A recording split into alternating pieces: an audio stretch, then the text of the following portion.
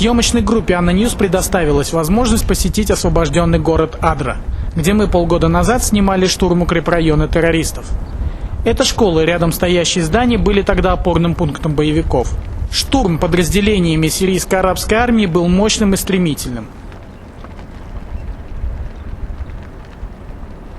Бои за город шли полгода.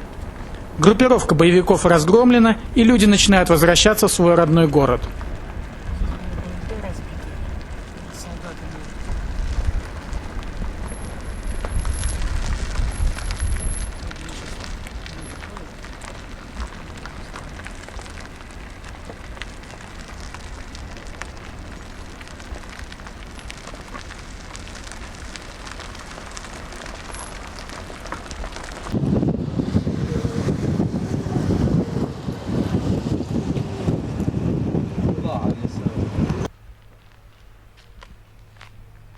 Наша первая остановка у одной из главных мечетей города. Она находится на одной оси со школой и входила в единую линию обороны террористов. Этот хаос в стенах храма устроили боевики. Мы находимся в одной из главных мечетей города Адра. Вот что боевики соорудили здесь. Здесь мощный укрепрайон получился. Это главный опорный пункт, получается, боевиков был. Здесь вот видно, что мешками в 2-3 метра укреплены стены. Там огромное количество подземных ходов, которые связывали с другими пунктами обороны боевиков. Стены изрисованы названиями группировок, которые держали здесь оборону. Больших трудов стоило, чтобы выбить их отсюда и оставить в относительной целостности само здание мечети. Через амбразуру открывается вид на стоянку бензовозов. Зимой мы с офицерами сирийской арабской армии были там на рекогносцировке места будущего удара. Отсюда нас мог обстрелять снайпер.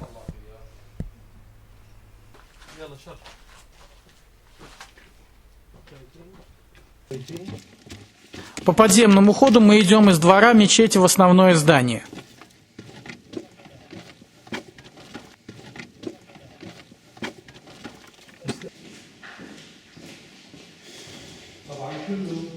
Все подвальные помещения оборудованы огневыми позициями с отличным видом на автостраду.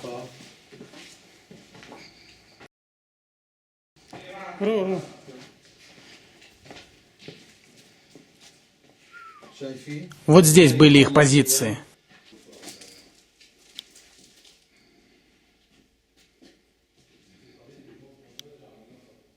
Использование мечети как боевых объектов – это одна из тактик террористов.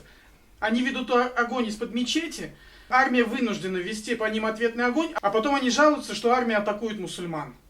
Вот что они здесь натворили. Вот так, через этот ход, они проходили сюда и обстреливали автостраду.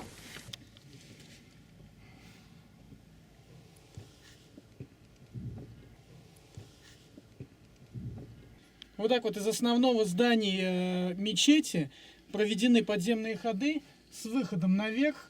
Отсюда прекрасно видна автострада, великолепно можно простреливать автодорогу. Таким образом она блокировалась. Позиция находится на уровне земли, и бронетехника, если проходит мимо, получается уязвима в нижнюю полусферу.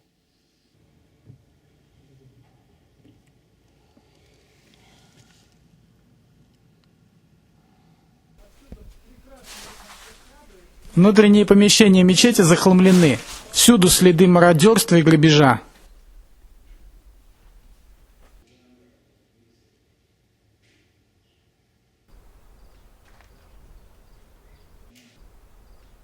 Само здание мечети пострадало не очень сильно, так как армейские подразделения стараются не бить по религиозным объектам.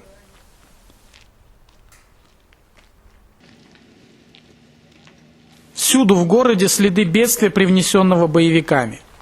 Экономике города нанесен огромный ущерб.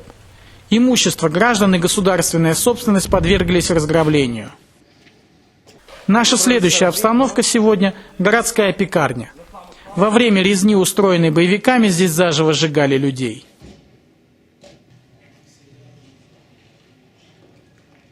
Это городская пекарня города Адры. Эти печи были построены для того, чтобы печь хлеб для людей. Но боевики использовали их как крематорий. Даже не как крематорий, а как место убийства. Сюда живых людей заправляли по конвейеру, конвейер останавливали и сжигали. Как только боевиков выбили и сюда пришли солдаты, здесь было найдено 6 тел сгоревших людей.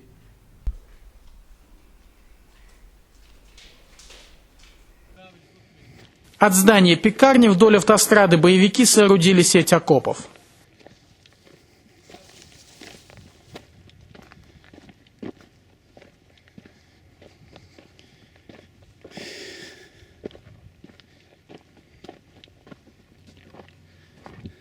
Там возле автострады открытое пространство, и солдаты должны были и сирийская арабская армия должна была наступать на открытом пространстве, тогда как у боевиков были хорошо оборудованные линии окопов и блиндажей.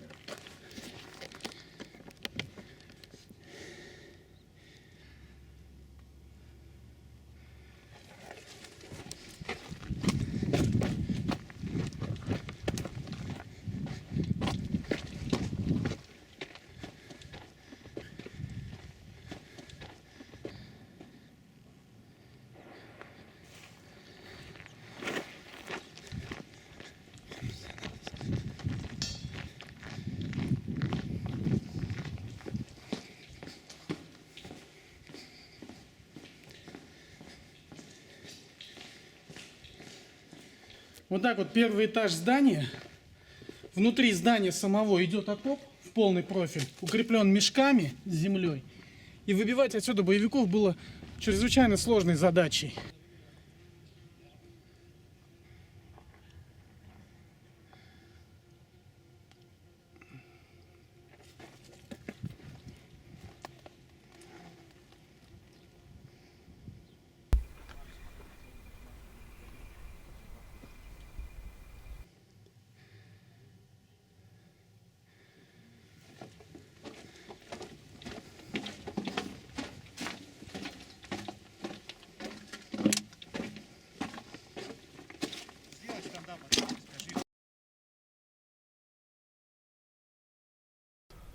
Я только что прошелся по линии окопов, которые выкопали боевики, чтобы удерживать город Адру. Заканчивается эта линия окопов, она приходит вот в этот тоннель. Тоннель выходит к автомагистрали, и боевики могли незаметно выходить к автомагистрали, захватывать там людей и затаскивать их сюда в плен. Косвенным доказательством хорошего снабжения боевиков является вот эта граната РГД-5. Уже неделю, как здесь идет разминирование, но такие находки можно найти чуть ли не на каждом шагу.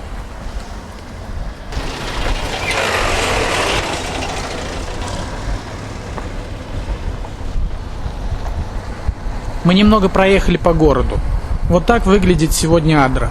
От боевиков люди спасались бегством. Уносили только то, что могли взять с собой. Как правило, это 1-2 сумки.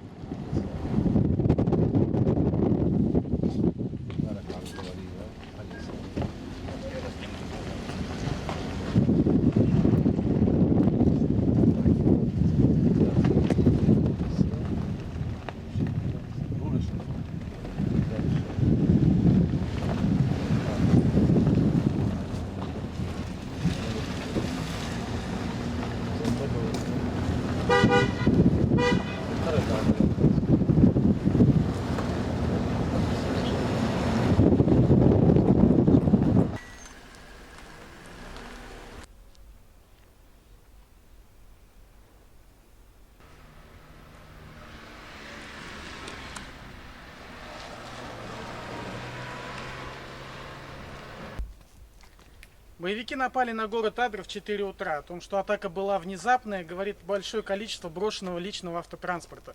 У людей не было возможности собрать свой скарб и вывезти как-то отсюда.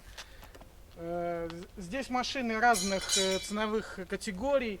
от Toyota Camry, достаточно дорогой машины, до рабочих лошадок китайского производства, на которых люди зарабатывали себе деньги.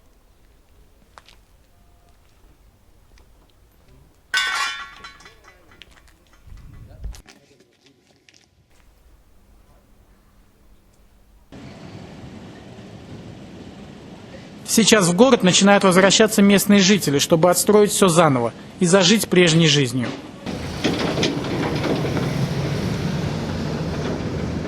Андрей Филатов, Алексей Пронин, Виктор Кузнецов, Марат Мусин, Анна Ньюс, Адра.